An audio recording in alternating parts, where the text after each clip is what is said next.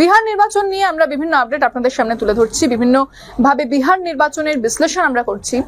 এবার যে কথাটা বলতে হচ্ছে সেটা হচ্ছে যে নীতিশ কুমার, প্রধানমন্ত্রী নরেন্দ্র মোদী, তার মুখ্যমন্ত্রিত্ব, অর্থাৎ সবটা একটা এমন জায়গায় দাঁড়িয়ে আছে যে কোথা থেকেও কোনো কংক্রিট ডিসিশন বা চূড়ান্ত একটা সিদ্ধান্ত কিন্তু বেরোচ্ছে না। যদি বলি যে ইন্ডিয়া জোট, তারা অনেকটা নিজেদেরকে সামলে এক ছাতার তলায় এসে, যেখানে মুখ্যমন্ত্রী প্রার্থী হিসেবে তেজস্বীর নাম ঘোষণা করা হয়েছে, তার নেতৃত্বে ইন্ডিয়া জোট লড়তে চলেছে। এবার তেজস্বী যাদব একটা যে তিনি চ্যালেঞ্জ ছুড়েছিলেন যে ইন্ডিয়া জোট তো বলে দিয়েছে যে তেজস্বীর নেতৃত্বে লড়তে চলেছে, উপমুখ্যমন্ত্রী কে হতে চলেছে তারও, তারা যদি জেতে সেক্ষেত্রে তারও নাম ঘোষণা করা হয়েছে। তাহলে ইন্ডিয়া জোট বা বিজেপি বা কেন্দ্র সরকার তারা কেন ঘোষণা করছে না? এবং তেজস্বী তো এটাও বলেছিলেন যে নীতিশ কুমারকে ইন্ডিয়া জোট কোনোভাবে মুখ্যমন্ত্রী করবে না, নীতিশ কুমারকে সামনে রেখে তারা লড়বে না, নীতিশ কুমারকে তারা ব্যাকসাইড করে দিচ্ছে, একটা কর্নার করে দিচ্ছে, কোণঠাসা হয়ে যাচ্ছে নীতিশ কুমার ইন্ডিয়া জোটে, এমনটাই কিন্তু তেজস্বী যাদব তিনি দাবি করেছিলেন। এরপর প্রধানমন্ত্রী নরেন্দ্র মোদী যখন বিহারের নির্বাচনী প্রচারে গেলেন, অর্থাৎ সমস্তিপুর এবং বেগুসরাইতে তিনি যখন গিয়েছিলেন, সেখান থেকে তিনি ঘোষণা করেন যে নীতিশ কুমারকে তারা নেতৃত্বে রাখছেন এবং নীতিশ কুমারের নেতৃত্বে এনডিএ জোট বিপুল পরিমাণ ভোট পাবে। অর্থাৎ প্রধানমন্ত্রীর এই ভাষণ অত্যন্ত গুরুত্বপূর্ণ, তার লাইন বাই লাইন অত্যন্ত গুরুত্বপূর্ণ। কারণ যদি বলি যে এর আগে 2020 সালে যে বিধানসভা হয়েছিল বিহারে, সেখানে কিন্তু প্রধানমন্ত্রী নরেন্দ্র মোদীর ভাষণ জুড়ে শুধুমাত্র নীতিশ কুমার ছিলেন, তিনি শুধুমাত্র নীতিশ কুমারকে প্রায়োরিটাইজ করেছিলেন, তাকে গুরুত্ব দিয়েছিলেন। কিন্তু এবারের ভাষণটা যদি আমরা তুলনা করি, সেটা কিন্তু হচ্ছে না। যদি দেখি যে তিনি বলেছিলেন যে নীতিশ কুমারকে আপনারা মুখ্যমন্ত্রী করুন, নীতিশ কুমারকে নির্বাচন করুন, নীতিশ কুমার জিতবেন, তাকে বিপুল সংখ্যক ভোট নীতিশ কুমার পাবেন, নীতিশ কুমারকে সামনে রেখে বিজেপি লড়াই করবে। অর্থাৎ তিনি নীতিশময় একটা ভাষণ দিয়েছিলেন 2020 সালে, কিন্তু এবারে যদি দেখি সেই নীতিশময় থেকে এটা এখন একটা এনডিএ ময় হয়ে গেছে। কারণ তিনি বলছেন যে নীতিশ কুমারের নেতৃত্ব থাকবে কিন্তু এনডিএ বিপুল সংখ্যক ভোট পাবে, এনডিএ জিতবে, বিজেপি জিতবে, নরেন্দ্র মোদী, তিনি বলছেন যে নরেন্দ্র মোদীর উপর ভরসা করুন, তারপর বলছেন নীতিশ কুমারকে আশীর্বাদ দিন।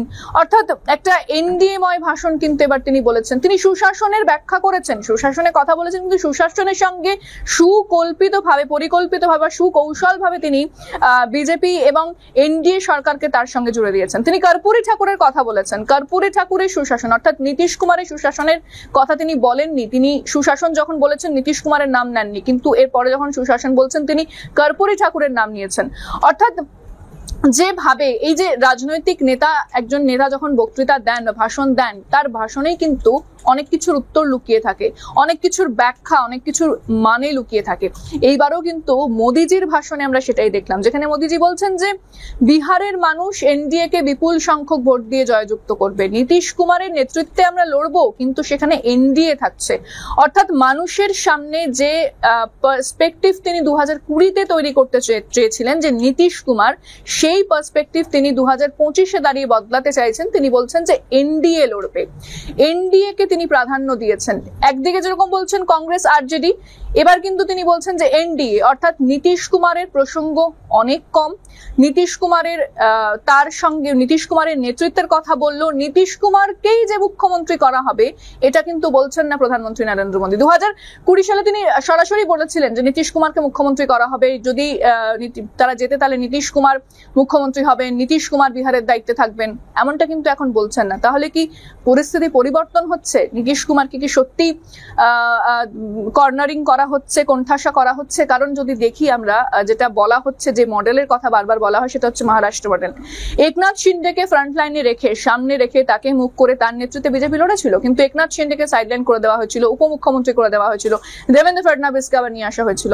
এটাও কি তাহলে বিহারে হতে চলেছে? এই যে একটা আশঙ্কার কথা বা ব্যাখ্যার কথা বিরোধীরা বারবার বলছে, নীতিশ কুমারের প্রসঙ্গ এলেও কিন্তু খুব ভালোভাবে নীতিশের গুরুত্বটাকে এড়িয়ে গিয়েছেন প্রধানমন্ত্রী নরেন্দ্র মোদী। তিনি যখন বেগুসরাইতেও ভাষণ দিয়েছেন এবং সমস্তিপুরেও যখন ভাষণ দিয়েছেন, ঠিক একইভাবে কিন্তু এই লাইন ধরেই তিনি ভাষণ দিয়েছেন। এবার যদি আমরা তেজস্বীর কথায় যাই, তেজস্বী যেটা বলেছেন, যে বারবার বলেছেন যে তাহলে নীতিশ কুমারকে মুখ্যমন্ত্রী করা হচ্ছে না। নীতিশ কুমারকেও তেজস্বী একটা বার্তা দিতে চেয়েছিলেন এর আগে যখন তিনি প্রেস কনফারেন্স করেছেন, নীতিশ কুমারকে বিজেপি কোনোদিন মুখ্যমন্ত্রী করবে না, তার গুরুত্ব কমে যাচ্ছে, এমনটা কিন্তু তেজস্বী যাদব তিনি দাবি করেছিলেন।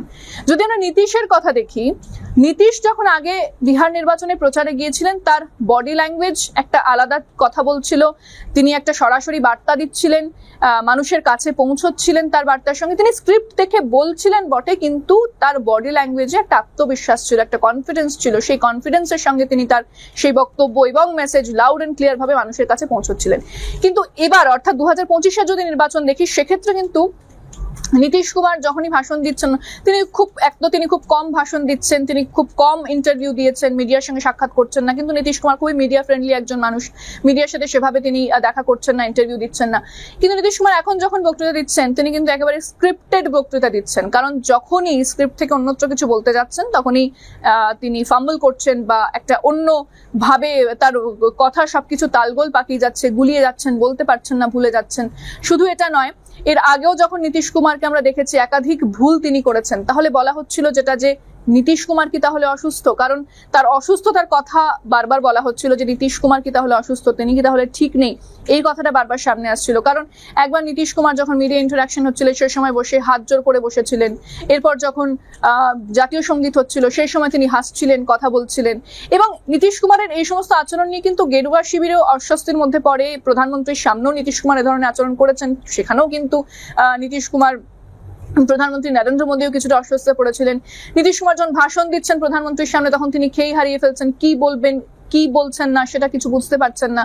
পাশাপাশি মঞ্চে একজন মহিলা প্রার্থীকে তিনি মালা পরিয়ে দিচ্ছেন, এবং সাধারণত কোনো রাজনেতা কোনো মহিলা প্রার্থীর গলায় মালা পরান না, সেই অর্থে সেই নিয়মটা নেই, কিন্তু তিনি পড়াচ্ছেন এবং তাকে আটকাতে এলে তিনি তার প্রতিরোধ করছেন, অর্থাৎ তাকে একজন মঞ্চে দাঁড়িয়ে থাকা নেতা আটকাতে যাচ্ছেন, তখন নীতিশ কুমার প্রতিরোধ করছেন যে আরে কি লোক আমাকে কেন আটকাচ্ছে। অর্থাৎ এই সমস্ত আচরণ নীতিশ কুমার করছেন এবং সেটা কিন্তু অনেক বেশি পরিমাণে প্রকাশ্যে এসেছে।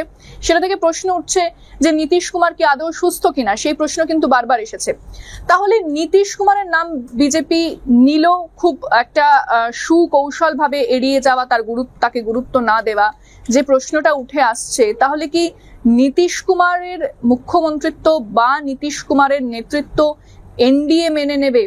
নীতিশ কুমারকে কতটা গুরুত্ব দেবে এরপর বিজেপি? কি হতে চলেছে ফলাফল সেটা পরের কথা, কিন্তু নীতিশ কুমার যেহেতু কেন্দ্রে জোটে রয়েছে, এনডিএ সরকারের জোটে রয়েছে অন্যতম গুরুত্বপূর্ণ শরিক, সেক্ষেত্রে নীতিশ কুমারকে কতটা গুরুত্ব দেওয়া হবে এটাও কিন্তু একটা বড় প্রশ্ন। কারণ বলা হচ্ছে যে নীতিশ কুমার অসুস্থ, তার নেতৃত্বে বিজেপি কতটা লড়তে পারবে সেটাও একটা বড় প্রশ্ন হয়ে দাঁড়াচ্ছে। অর্থাৎ প্রধানমন্ত্রী নরেন্দ্র মোদী নীতিশ কুমারের নেতৃত্বের কথা বললেও তাকে কিন্তু খুব একটা কৌশলগতভাবে তিনি এড়িয়ে চলেছেন, তাকে সেভাবে গুরুত্ব দেওয়া হচ্ছে না। তিনি বলছেন না যে মুখ্যমন্ত্রী নীতিশ কুমারকেই করা হবে, এ কথা কিন্তু প্রধানমন্ত্রী একবারও বলেননি। তিনি বলছেন যে নীতিশ কুমারের নেতৃত্বে এনডিএ বিপুল সংখ্যক ভোট পাবে, এমনটাই কিন্তু বলা হচ্ছে প্রধানমন্ত্রীর তরফ থেকে। সেক্ষেত্রে আবার দেখার যে বিহার নির্বাচনে ঠিক কি হয়, কারণ প্রধানমন্ত্রীর ভাষণ থেকে অনেক কিছুই ডিকোড করা হচ্ছে, অনেক কিছুই ব্যাখ্যা পাওয়া যাচ্ছে স্বাভাবিকভাবে, এবং বিহার নির্বাচনের দিকে আমাদের নজর রাখতে হবে। তবে আজকের আলোচনা আমি এখানেই শেষ করছি। অন্যান্য আপডেট এবং বিহার নির্বাচনের আপডেটের জন্য অবশ্যই কলকাতা টিভি পর্দা এবং কলকাতা টিভি ডিজিটালে আপনাদের নজর রাখতে হবে রাত দিন 7 দিন।